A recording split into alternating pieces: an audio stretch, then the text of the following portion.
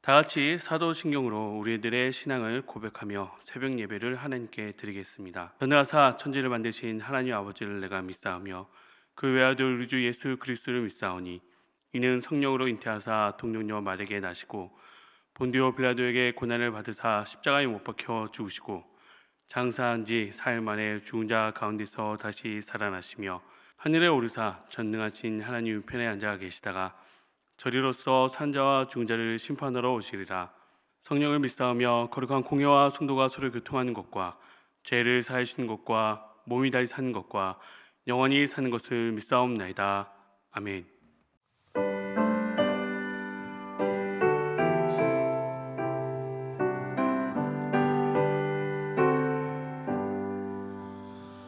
나의 갈 길 다가도록 예수 인도하시니 내 주 안에 있는 긍휼 어찌 의심하리요.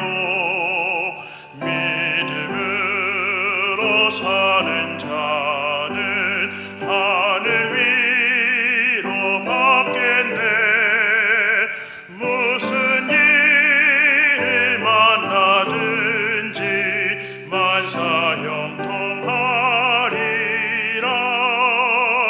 무슨 일을 만나든지 만사형통하리라. 나의 갈 길 다가도록 예수 인도하시니 어려운 일 당한 때도 족한 은혜 주시네. 나는 심히 고단하고 영혼 매우 가라나. 나의 앞에 반석에서 샘물 나게 하시네. 나의 앞에 반석에서 샘물 나게 하시네. 나의 갈 길 다가도록 예수 인도하시니 그의 사랑 어찌 큰지 말로 할 수 없도다. 성령 감화 받은 영혼 하늘 날아갈 때에 영영 들을 나의 찬송 예수 인도하셨네. 영영 들을 나의 찬송 예수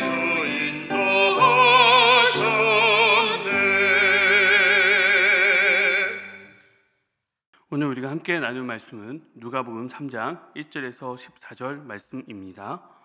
디베르의 황제가 통치한 지 15해 곧 본디오 빌라도가 유대의 총독으로 헤롯이 갈릴리의 분봉왕으로 그 동생 빌립이 이두레와 드라고닛 지방의 분봉왕으로 루사니아가 아빌레네의 분봉왕으로 안나스와 가야바가 대제사장으로 있을 때 하나님의 말씀이 빈들에서 사가랴의 아들 요한에게 임한지라. 요한이 요단강 부근 각처에 와서 죄사함을 받게 하는 회개의 세례를 전파하니 선지자 이사야의 책에 쓴 바 광야에서 외치는 자의 소리가 있어 이르되 너희는 주의 길을 준비하라. 그의 오실 길을 곧게 하라. 모든 골짜기가 메어지고 모든 산과 작은 산이 낮아지고 굽은 것이 곧아지고 험한 길이 평탄하여질 것이요 모든 육체가 하나님의 구원하심을 보리라 함과 같으니라. 요한이 세례를 받으러 나오는 무리에게 이르되 독사의 자식들아 누가 너희에게 일러 장차 올 진노를 피하라 하더냐. 그러므로 회개에 합당한 열매를 맺고 속으로 아브라함이 우리 조상이라 말하지 말라. 내가 너희에게 이르노니 하나님이 능히 이 돌들로도 아브라함의 자손이 되게 하시리라. 이미 도끼가 나무 뿌리에 놓였으니 좋은 열매 맺지 아니하는 나무마다 찍혀 불에 던져지리라. 무리가 물어 이르되 그러면 우리가 무엇을 하리이까?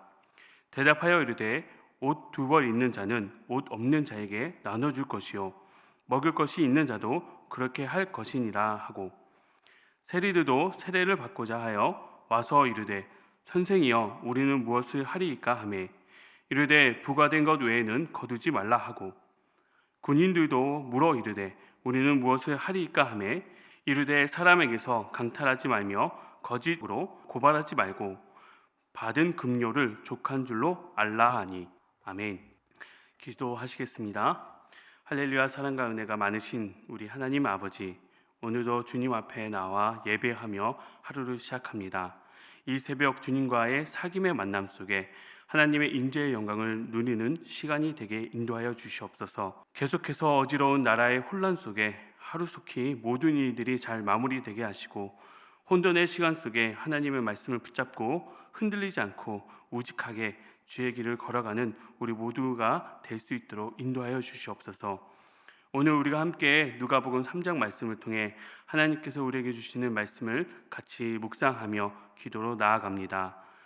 주님의 길을 예비하러 온 세례 요한처럼 하나님과의 관계가 회복되어지고 그 은혜를 힘입어 이 땅에서 이웃을 사랑할 줄 아는 저희 모두가 되게 인도하여 주시옵소서. 오늘도 다양한 모습과 모양대로 살아가는 우리 모든 성도님들의 가정과 사업과 자녀들을 보호하시고 우리들의 예배를 기쁘게 받아 주시옵소서.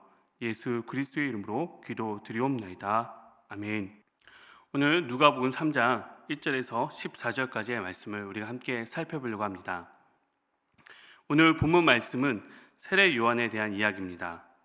먼저 디베뇨의 황제 본디오 빌라도, 헤롯, 빌립, 루사니아, 안나스와 가야바, 이렇게 신분이 높은 사람들로 화려한 궁전과 성전에서 사는 사람들의 이름이 나열되고, 그 뒤로 바로 광야에서 외치는 세례 요한의 이야기가 나옵니다.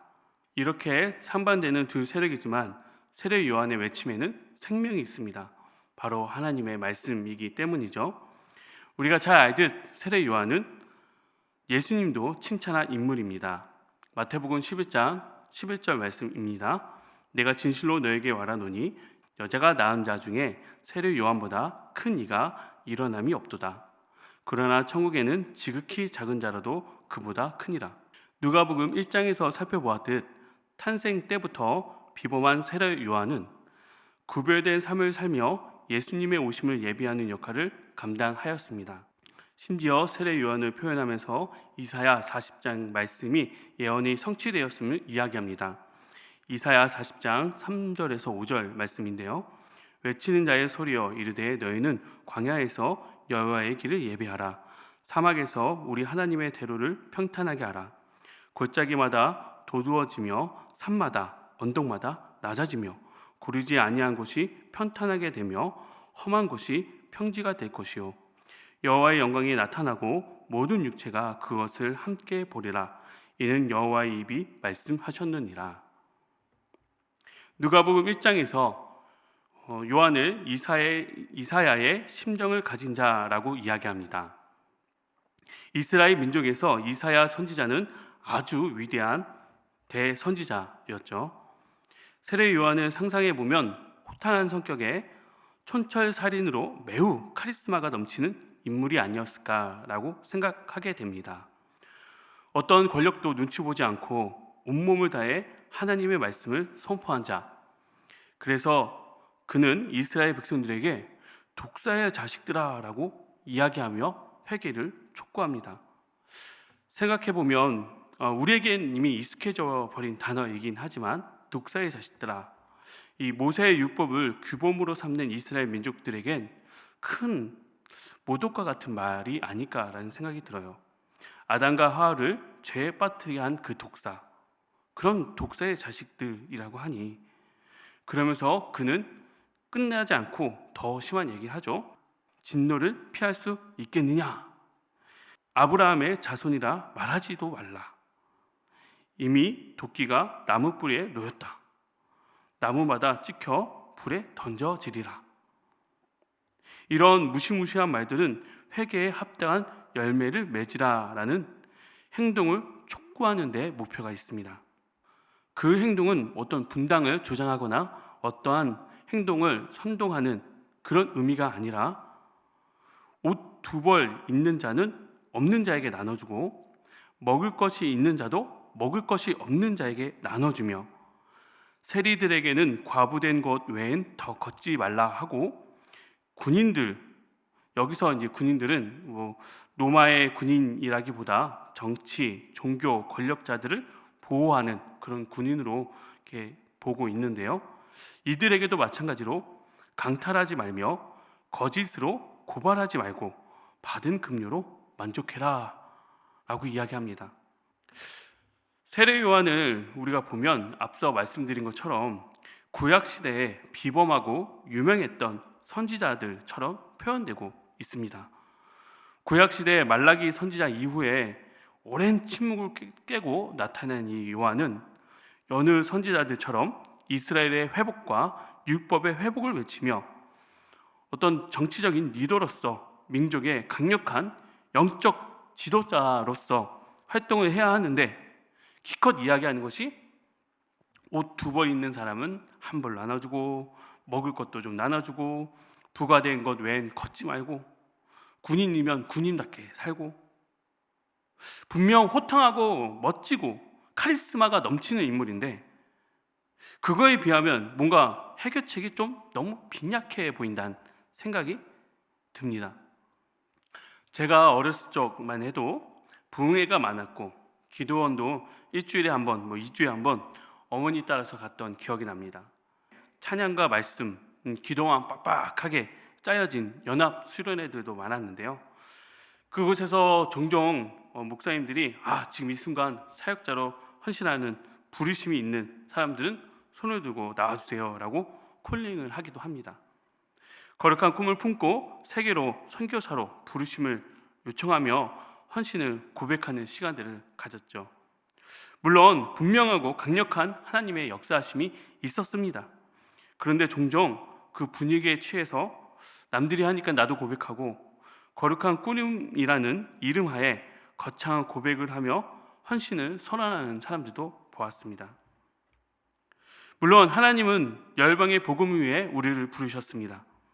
그것을 위해 중보하고 꿈을 품는 것은 너무나 거룩한 하나님의 부르심이며 이 땅에서 우리를 통한 하나님의 뜻입니다. 그와 동시에 오늘 우리가 함께 살펴본 세례 요한의 가르침 역시 우리에게 부르신 하나님의 뜻이며 이 땅에서 우리를 통해 이루실 하나님의 부르심입니다. 너무 하찮아서 아니면 너무 쉬워서 너무나 간단한 삶의 작은 부분들, 어쩌면 너무나 당연한 일이기에 우리가 생각하지 못한 그 우리 일생의 섬세한 부분들. 물론 오늘 세례 요한이 이야기하는 당시 사람들에겐 너무나 간단하고 쉬운 일이 아닐 수도 있습니다. 지금처럼 의복이 넘쳐나서 옷 한 벌 나눠주는 그런 개념들이 아니었죠. 하루 삼시 세끼 중 하루 한 끼 먹는 것도 쉬운 일이 아니었을 것입니다. 누구나 다 그렇게 살고 오히려 그렇게 하지 않으면 내 사랑하는 가족, 내가 돌봐야 할 식구들 생계를 위협하게 하는 여러 가지 조건들, 차마 말 못할 여러 가지 정치적인 논리들 때문이라도 그렇게밖에 할 수 없었던 세리들에게 착취하지 말라 라는 이 말이 어쩌면 그들에겐 생존의 위협을 받게 하는 말일 수도 있었을 것입니다. 군인들은 항상 목숨을 담보로 하는 항상 긴장의 삶의 연속이었을 것입니다. 그런 그들에게 받는 것은 몸값이나 다름이 없었을 것입니다. 이런 자들에게 삶의 변화를 요구하는 것은 하찮은 일 정도가 아니라 참된 회개를 요구하는 강력한 메시지였을 것입니다. 그러면 우리에게 오늘 세례 요한의 요구가 어느 정도의 수준이 요구하는 것일까요? 앞서 말했듯이 거룩한 사명에 대한 요구도 너무나 중요한 것입니다. 거룩한 꿈, 거룩한 사역에 대한 거룩한 부담을 갖고 기도하며 나아가야 합니다. 그리고 우리의 삶에 작지만 아주 작은 변화 역시도 거룩한 변화라는 사실인 것입니다. 매일 일상 쓰면서 맞이했던 당신에게 오늘은 미소와 선함으로 맞이하는 일,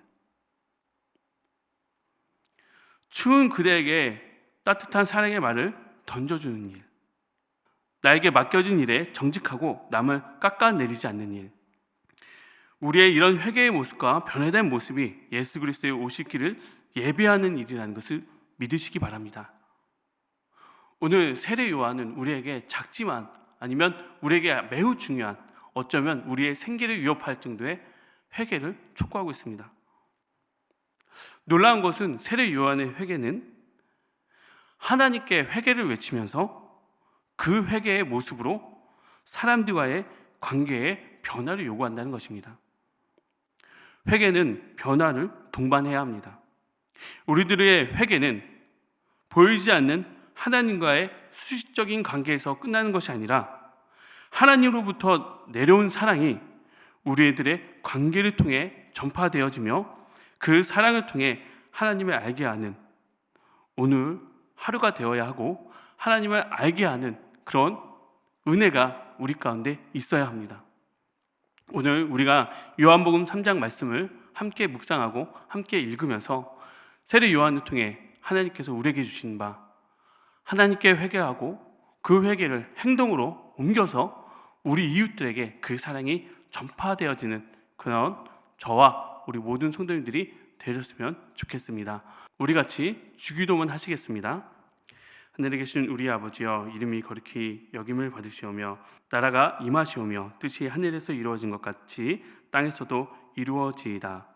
오늘 우리에게 일용할 양식을 주시옵고 우리가 우리에게 죄 지은 자를 사하여 준 것 같이 우리의 죄를 사하여 주시옵고 우리를 시험에 들게 하지 마시옵고 다만 악에서 구하시옵소서. 나라와 권세와 영광이 아버지께 영원히 있사옵나이다. 아멘.